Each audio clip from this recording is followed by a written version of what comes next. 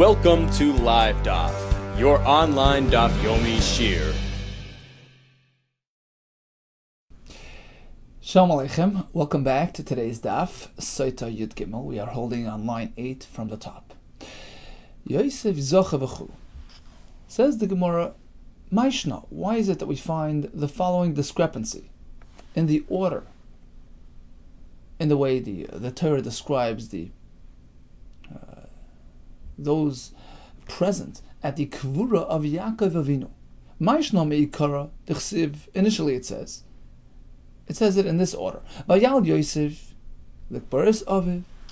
So Yosef went up to Eretz Yisrael to bury his father Yaakov, as per his instructions. Vayalu oisai kol avdi pari. Along came his whole entourage, all the servants of Pari. V'hadar, and then afterwards we make reference to the family of Yosef. V'chol beis Yosef ve'echav u'beis aviv. So first the Avdei Pari, and then Yosef's family, they're relegated to last position. That was initially. But later on it switches around. On the way back to Mitzrayim it's Yosef. Hu ve'echav. So him and his family, they went first. They were given the honors, and then followed by the rest of the crowd. V'hadar, afterwards we have v'chala olam itay l'kbaris aviv, and afterwards come everybody else. So on the way up it was, the Pari's men, and then the Shvatim and Yosef's family. But on their return, Yosef's family were accorded the honor of going first. Rabbi Yehuda, the answer is initially, when the Mitzrim did not appreciate who Klal Yisrael were, they didn't give them the proper respect, and they had to go behind.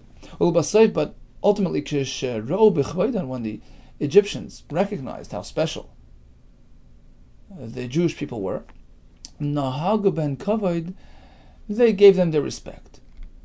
When did they see? When did they appreciate? When did they recognize the status of the Shvatim? The pasuk says, "Vayevayu ad Goyren ha'atad." So they traveled up until they got to this place called Goyren ha'atad, this granary, threshing area called Goyren ha'atad. Atad is a reference to thorn bushes. V'chi Goyren yesh la'atad. Since when do we gather thorns and make from them, a grain pile? Amar mavo malambit. It's referring to the following event. She'ikifu kisarim la'roine shel Yosef.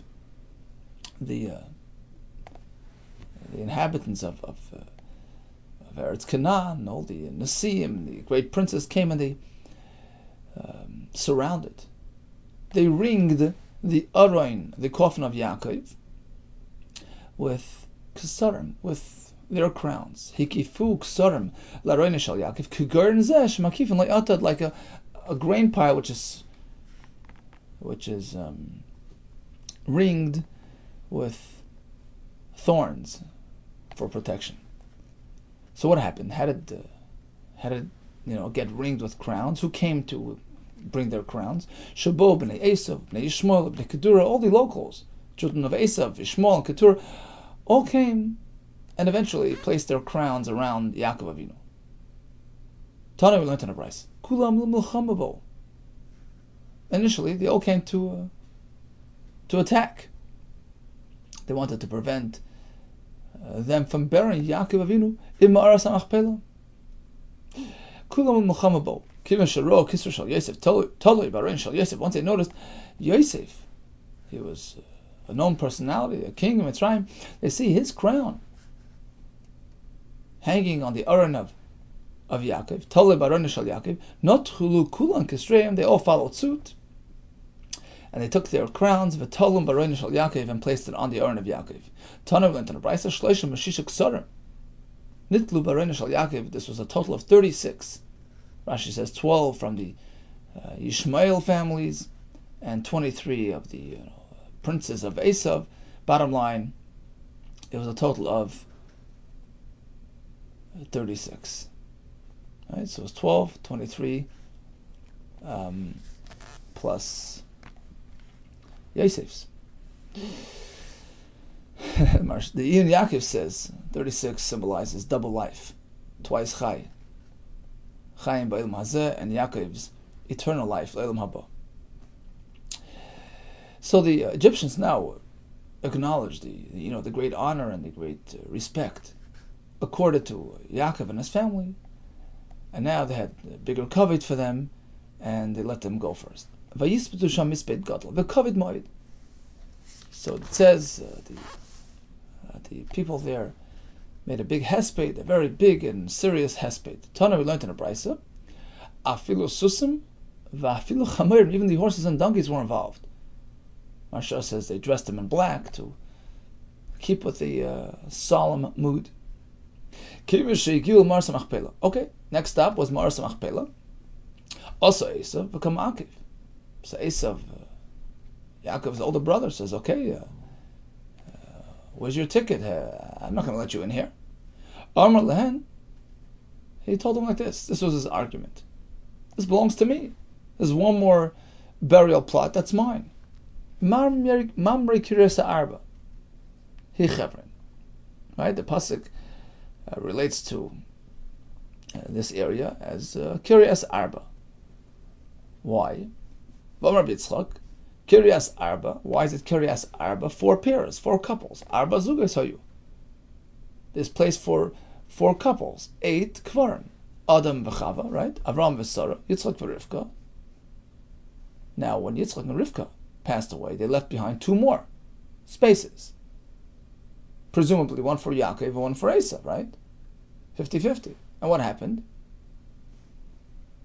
We have Yaakov and Leah. So Leah was already buried there. Iu kavre leLeah. B'didei. This is Esav's argument now. Now he didn't say this whole drasha. Rashi says this is something we're saying, that it's called Kiryas Arba because of the 8 slots. But he was just claiming as such. It's room for 8 slots. Okay, so Yaakov already used his 1 slot. Right? He had a right to 1 more slot, and he gave it away to his wife. Kavra l'lei b'didei.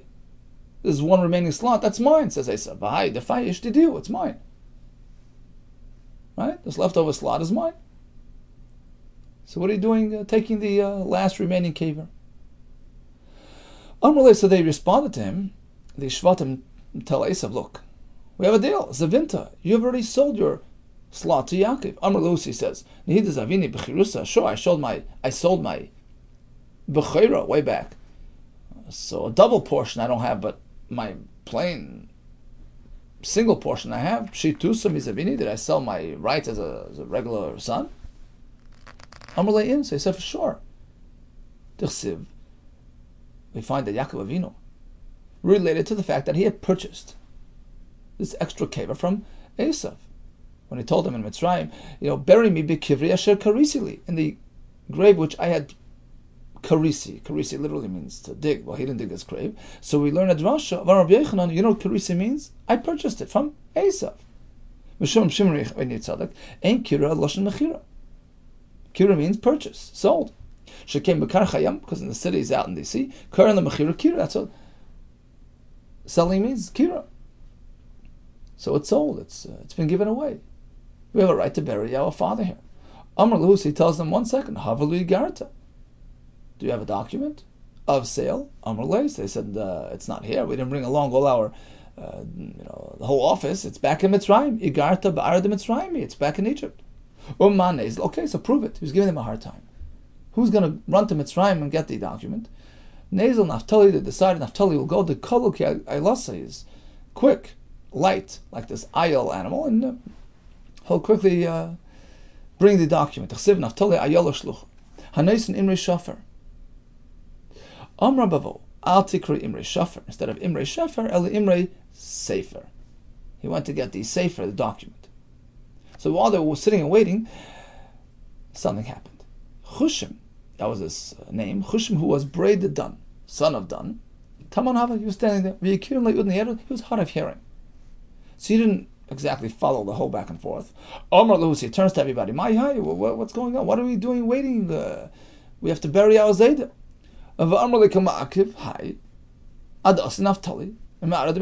So they responded, well, this fellow Esav here is giving us a hard time. He's making us wait until Naphtali returns with the document. Omar Lu, so Chushim wasn't buying.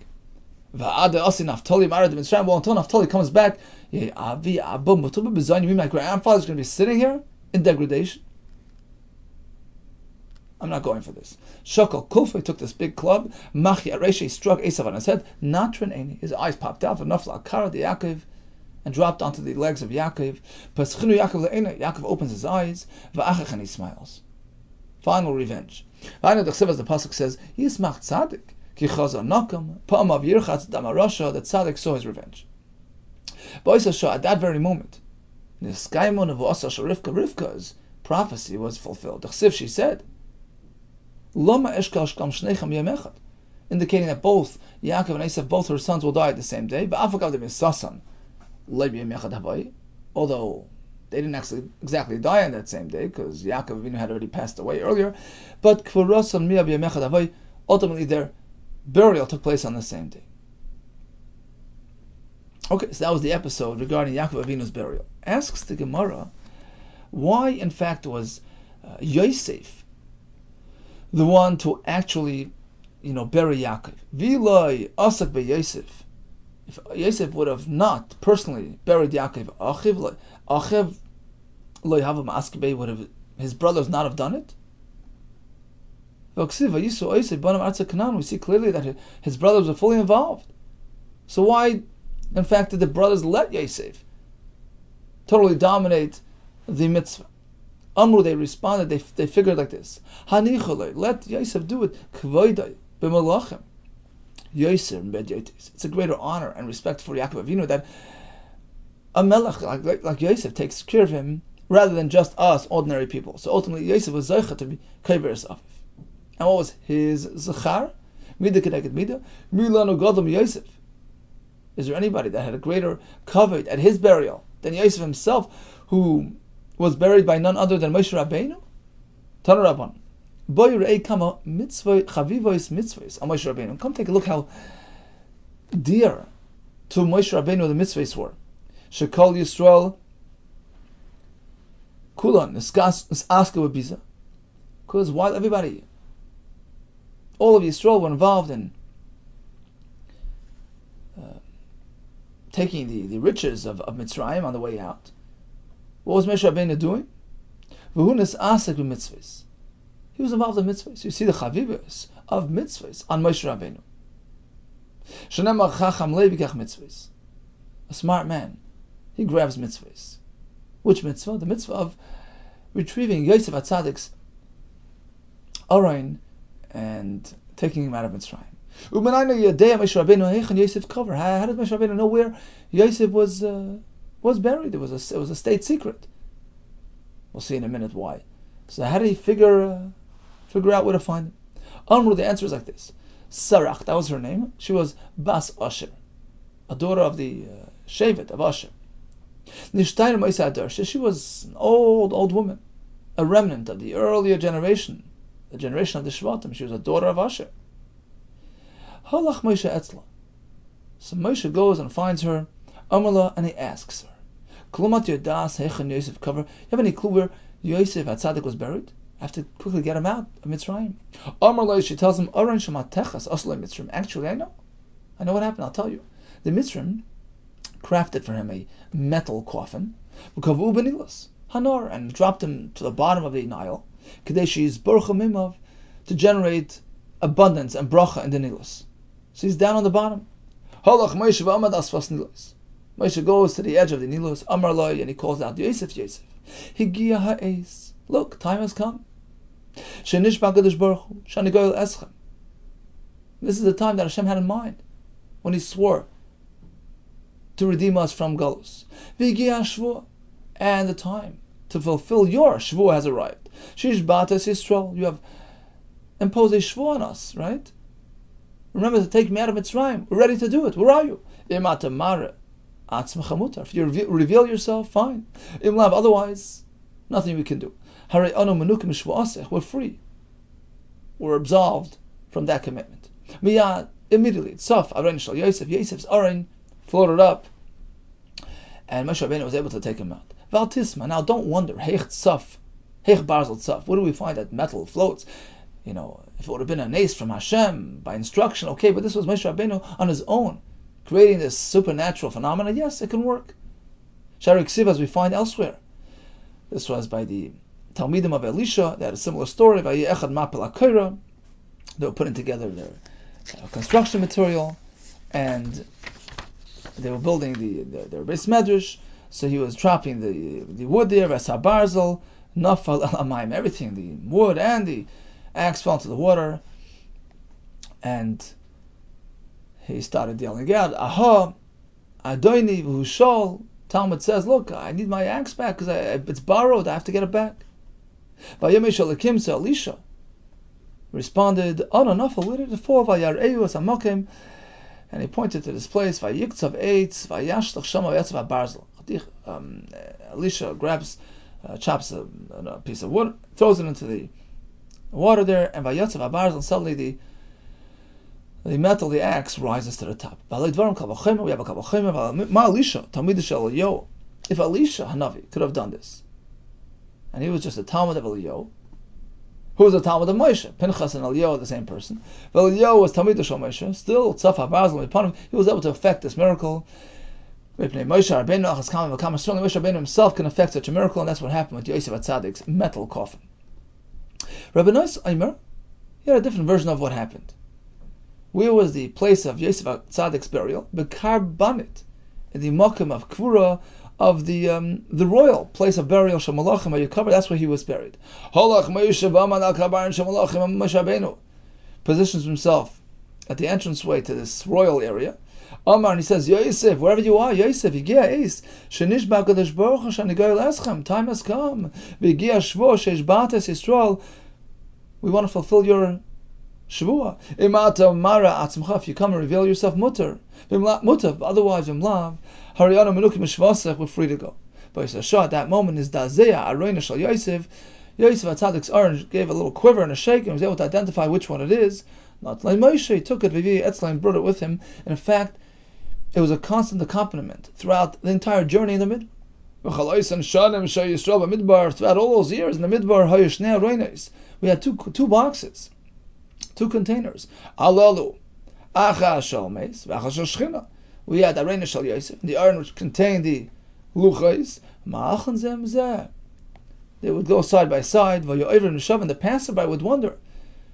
They would say, what's going on with these two containers? And they got the following response. One containing Arena Shal Yosef, one containing the Shechina. Next question. So they would ask, why is the mace with a Shechina? Amru, and the response would be, it's very fitting. Yosef, who is contained in this box, fulfilled and epitomized. Kol Masha Kosab is anything mentioned in the Torah. He was this great tzaddik, and that's why it's fitting for him to go together with the Torah, side by side. Ask some more the same question as before. Why did Klal Yisrael relegate this role to Moshe Rabbeinu? Why didn't they get involved in fulfilling Yosef's Shvua? If not for Moshe getting involved, Yisrael wouldn't have done it. Why did they let him do it completely himself? We see it later on. Eventually, when they buried Yosef in Shechem, who was involved? The rest of Klal Yisrael. So why did Moshe Rabbeinu exclusively, dominate the Kvura of Moshe up until Eretz Yisrael? Vesu, another question. If Klal Yisrael would have not have done it, what about his own children? Why didn't they do it? We find that his children were he was very dear to his children. Right? It says that the Bnei Yosef buried Yosef in their nachla, in their territory. Apparently, they felt very close to the Zayda Yosef. So why didn't they do the whole thing? Amru. So the Gemara answers on the second question: why did the Bnei Yosef let Klal Yisrael do it? So I said, so two questions. Initially, until they got to Eretz Yisrael, it was only Moshe Rabbeinu. Why not everybody else? And then when they got to Eretz Yisrael, why was Bnei Yisrael the ones to do it? Why not Bnei Yosef? So first, the second question, Amru, because the Bnei Yosef figured, let Yosef be tended to by the multitudes. It's a greater honor that the multitudes are involved rather than just us, a few people. And regarding the first question, why did Bnei Yisrael allow Moshe Rabbeinu to dominate the first, part of the tending to Yosef, taking out of Mitzrayim and journeying through the Midbar V'su? The answer to that is, Amru, they figured, Hanichalai, let Moshe Rabbeinu be in charge. It's a greater honor that Moshe Rabbeinu, the leader, takes care of him rather than just us plain people. So ultimately he was taken to Shechem, cover b'Shechem. Ma'ishna b'Shechem, what's the significance of the Shechem area? Amar b'Chamar b'Chanina, Mishchem ganvu. Initially he was stolen, he was kidnapped, the Ishmaelim stolen from Shechem. Shechem, Nachser, Avedis, and they figured, okay, that's a perfect place to return him, to Machser, the Aveda, to the place that he was taken from. Now we have a stira within the Psukim. Koshu kroya dadi. First it says, Ksiv vayikach Moshe, es atzmais Yosef imay. Which indicates that Moshe Rabbeinu was the one who took the atzmais Yosef out of Mitzrayim. Uksiv, now we have the other pasuk in the Navi, in Yeshua, es atzmais Yosef, who took him out? Asher helu b'nei Yisrael. Why not Moshe Rabbeinu? Amar b'chamar chanina. Sure, Moshe Rabbeinu started the process, but who completed the process? Bnei Yisrael. When a person starts a project but doesn't conclude, and somebody else comes and completes the project and brings it to fruition, like in this case, the Bnei Yisrael who ultimately buried Yosef in Shechem, the Torah considers the one who concluded it, as though he did the entire thing. Rabbi Lazar Eimer, it goes a step further. If a person willingly neglects to conclude a mitzvah, a project which he had begun. Now we're not speaking about specifically a case like Moshe Rabbeinu where Rashi says it was an oinus. He was unable to complete the task. He did not enter Eretz Yisrael. But under ordinary circumstances, when a person starts a project but he fails to be mashlam to conclude the mitzvah, he can lose his position of leadership. He's demoted, as we find by Yehuda. So we know that Yehuda initially tried to, save Yosef and discouraged them from killing him, and he should have went a step further and spared him completely. He failed to do so. He failed to conclude what he had begun. He lost his position of prominence amongst his brothers. Yehuda Me'eis Echav. Rabbi Shmuel Bar Achmeni Amar, it goes a step further. It can bring a tragedy upon himself. He can lose his wife and kids.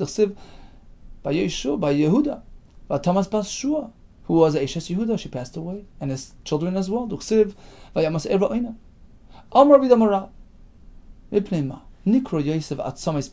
find an interesting reference to Yosef. He is referred to as bones during his lifetime. When Yosef instructs his brothers, remember to take out my bones, he referred to himself as bones. Why that reference? It was an einish. Because he failed to defend his father's honor. When the brothers came and initially met him and related to their father, they called Yaakov Avinu, Avdecha Avinu, your servant, our father. He didn't respond, so he got that einish eventually. Why is it so? That Yosef HaTzadik passed away earlier than the brothers. Why did he die young? He conducted himself with an air of authority amongst his family. Yosef was taken down to Mitzrayim. Amar Rabbi Elazar, Al Tikri Hurad, instead of Hurad, he was carried down. Elohi, he carried others down. What does that mean? Ultimately, when he was the only one able to decipher Paro's dreams, And he was the one who got it right. In contrast to all the stargazers who were just, befuddled and had no idea. So he brought about their demotion. He made them lose their jobs. Vayikneu Potiphar's Pari. Potiphar, the minister of Pari, purchased Yosef. Amarav Shekana La'atzma. His purpose was to purchase him for his own personal use, to interact with him as married. Ba Gavriel with Piroi. Comes Gavriel and interferes and saves Yosef. He physically disables this fellow. As the pasuk says, Mikara Ksiv Potiphar. Initially he's called Potiphar, that was his name, and ultimately he was renamed Potiphar to indicate Pirua, that his that the Malach interfered physically to disable his abilities. Milan Godom Moshe. So Moshe Rabbeinu was Zeicha that Hashem tended to his burial. Now, Moshe Rabbeinu repeatedly asked Hashem, please, let me go into Eretz Yisrael. And finally Hashem responds, enough. Vayemer Hashem Elai, Rav Lecha, enough. Why did Hashem use this term Rav? A little bit direct. Why? Omar Levi, but Rav Biser, just as Moshe Rabbeinu used this term when confronting his antagonist, Kairach and his whole entourage, but Rav Bisrahu, therefore he was responded in kind. But Rav Biser, he used the word Rav. Rav Lochem, enough. You have enough position, enough authority. Why are you asking for more? It was a bit direct and a bit harsh. And therefore he was deserving of the same response from Hashem, but Rav Bisrahu, Rav Locha. Davarach, another pshat in the word Rav Locha. Rav Locha means like this. Rav Yesh Locha. There's a Rav standing there. There's the next leader, Umar Yeshua, who's waiting on the wings. You have to vacate to allow him to take over. Davarach, another pshat. Rav Locha means like this. Don't keep on asking, because then people will say that the Rav, Hashem, the Rav, is being stubborn, being difficult. The Talmud Kal Masarvan in face of his Talmud, who's so insistent, and the Rav is just refusing his requests. It's not respectful to Hashem, and therefore stop asking. So why, indeed, was Moshe Rabbeinu refused to enter into Eretz Yisrael? In accordance with the ability of a camel, Shichna, that's how we load him up. The big tzaddik Moshe Rabbeinu had to account for even the slightest deviance, the chet of Mei Meriva. So Moshe Rabbeinu turns to Klal Yisrael. Today I turn 120. What's the point of saying today? He could have just said I'm 120 years old. Why mention that I'm turning 120 today? To teach us, yes, exactly that. Today I'm turning 120. We learn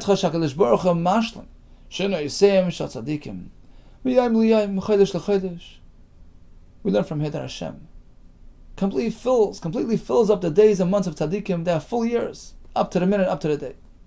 Moshe Rabbeinu tells them, look, I'm unable. I can no longer go out and in. What does it mean? Physically? He was physically disabled. He wasn't. He was in his full strength to the last moment. He didn't skip a beat. He didn't skip a step. He didn't lose his physical abilities, even one drop. In fact, it says Moshe Rabbeinu climbed up all the way up El Har Nevoy. V'Tanya, the Brisa tells us, there were 12 steps there. Upasan Moshe b'psiachas, and Moshe Rabbeinu jumped up in one go. Apparently, he was physically fit. So what does the pasuk mean? Lo yuchal oid lotzis v'lavai. Omar Rab Shmuel bar Nachmani, Omar Rabbi Yehuda, lotzis v'lavai b'divrei Torah. He no longer had access to the divrei Torah as before. Malamed shenistatmu mimenu shari chachma. The gates of wisdom had closed up. It was time to move on. Vayelech Moshe v'Yeshua v'Yisiatzu b'Ohel Moed. Moshe and Yeshua both went to the Oil Moed on that Shabbos, on that transitional Shabbos, where leadership was handed over from one to the other. Tanu went to the Brisa. Oisa Shabbos shel Diyai Zugi Hoisa. It was a double Shabbos. Joy means two, Zugi is a pair. Rashi says, Shnei Zugay Shnei Chavirim. Basically, it was a day which was led by two people. Shal Joy Zugi Haisa. Because Nitna Lushus Mizeh, Nitna Lezeh. Moshe Rabbeinu was in charge at the beginning of the day, but then it was transferred over to Yeshua. Rabbi Yehuda, if not for the pasuk actually saying it, we couldn't say it. The following description, which is, first of all, where did Moshe Rabbeinu pass away? In Reuven's territory. The pasuk says, that's where he passed away. Where was Navai? By Reuven. The pasuk says, so he passed away in Reuven's territory. Where was he buried? Different area. In God's territory. The legislator, Moshe Rabbeinu, he was buried by God. And there was a great distance between the two. How far between one and the other? 4 mil. Great distance. How did he get from one place to the other after his death? Carried him through that area. This teaches us that it was a miraculous transport. Moshe was being held in the wings of the Shekhinah, and Malachim were accompanying him and eulogizing him. Tzidkas Hashem Asa, Mishpat of Yisrael, Moshe Rabbeinu, the fulfillment of Hashem's mitzvahs and applied Hashem's mishpat to Yisrael. HaKadosh Baruch Hu responds by saying, Omer miyakum li mereim, mi yisyasav li paliyav, and who's going to reach out and admonish the sinners and bring them to tshuva? Shmuel Amar Shmuel says that Hashem said like this: Mika Chacham Umeidei Pesher, who had the wisdom of Moshe to bring compromise and forgiveness between myself and Klal Yisrael. Umeidei Pesher Davar. Rabbi Yehuda Amar, he said like this: Chachma Ma'ayin Timotzei. Going forward, we were going to have the epitome of Chachma, which was epitomized by Moshe Rabbeinu. Rabbi Nachman Amar B'Yom Hashem Moshe. This was Hashem's response. Moshe Rabbeinu passed away, which is the last psukim in Devarim. Simalyan, which was either a malach or a chacham, as Taisa says, Amar, he says that Hashem said like this: Vayam Hashem Moshe, Safra Rabbi Yisrael, the great scribe of Yisrael, Tanya Blezah Gad Leimer, Shnei Maser Mil, Al Shnei Maser Mil. Throughout this large area, 12 mil by 12 mil, which was the area of the Jewish encampment, Keneged Machne Yisrael, there was a voice ringing out throughout the camp. Baskol Mashmeh Va'Imer, Vayam Hashem Moshe, Safra Rabbi Yisrael. Some contend that in a certain aspect Moshe Rabbeinu was still alive. He didn't experience full death like any other human being. We have the word Sham. Elsewhere we have in the description of Moshe Rabbeinu's experience with Hashem and Shamayim, just like Sham over there is alive. Ma'asham Oimid is standing, Mashamish, serving Hashem Afkan here as well, even though it says Vayam Hashem Moshe, in a certain aspect he was still alive. Oimid and Mashamish. Where was he buried? In Gai, Eretz Moav, opposite Beis Bar. It's pretty clear where it was. Although we have Simon, a landmark, on top of a landmark, meaning it's so pinpointed, still it's a mystery. The location of Moshe Rabbeinu's burial is unknown. In fact, we have a story. There was a contingent sent by the Roman Empire, Eitzel Gistra, Shel Beis Bar, to the governor of the area of Beis Bar. Hareinu Heichem Moshe Kaver. Could you please direct us to Moshe Rabbeinu's kever? They couldn't find it, although they thought they had an idea. But Amdu Lamal, they were standing on top of the hill. Nidmalam Lamata, it appeared on bottom. Lamata, when they went down to the bottom, Nidmalam Lamala, it appears like it's upstairs. So they split up. Nechel Klu Shtei Kitas into two groups. Ois and Shamdim Lamala, Nidmalam Lamata, the one standing on top, they're pointing down. Lamata, the ones on the bottom, it looks like it's upstairs. L'kaim Shnemar, and fulfilling the pasuk, that's not meant to be known. Shnemar v'liyadish kvaros, and some say to prevent him from becoming a place of avodah zarah. Rav Chaim Chanina Amar, Af Moshe Rabbeinu ein yadeichen cover. Even Moshe Rabbeinu himself did not know where he was buried. Ksiv v'achav v'liyad ish es kvarasai. Ish didn't know. Ksiv hasam, who's the ish? Moshe Rabbeinu himself. V'zay sabracha. Asher berach Moshe ish elikim. Why did Hashem choose that makom by Beis Par for Moshe Rabbeinu's burial? To atone and forgive and clean up on account of the Avera which was committed by Klal Yisrael by Par. Okay, so in summation, we learned about Yosef HaTzadik's burial. His involvement in Yaakov Avinu's burial and the great honor which was accorded to them by the kings and the princes in the area. We find Moshe Rabbeinu's involvement in Yosef and how he had to demystify the mystery of where he was buried. We have the whole episode with Esav at the Maris Machpelah. We discussed Yosef being buried in Shechem, the place where he was taken from. We find how Moshe Rabbeinu didn't skip a beat until the last moment, but when time came, he had to leave, and his Makim Kvura remains a mystery. Hatzlacha Rabba, B'suras Tovos, and all the best.